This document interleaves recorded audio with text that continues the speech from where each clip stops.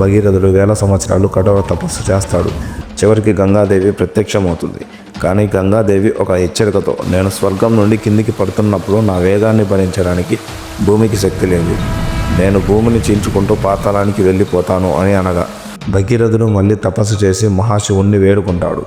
గంగాదేవి తన మనసులో గర్వంతో ఇలా అనుకుంటుంది, ఈ శివుడు నన్ను ఆపగలడా? నా వేగంతో ఆయనను కూడా పాతాళానికి తొక్కుకుంటూ వెళ్ళిపోతానని.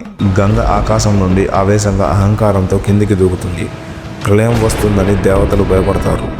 సరిగ్గా అదే సమయంలో శివుడు తన జటాజూటాన్ని విరబోసి ఆకాశమంతా పరుస్తాడు. అంత వేగంగా పడుతున్న గంగ శివుడి జటాజూటంలో పడగానే ఒక చిన్న నీటి చుక్కలా మారిపోయింది. శివుడు ఆమె గర్వాన్ని అణిచి తన తల మీద బంధించేశాడు.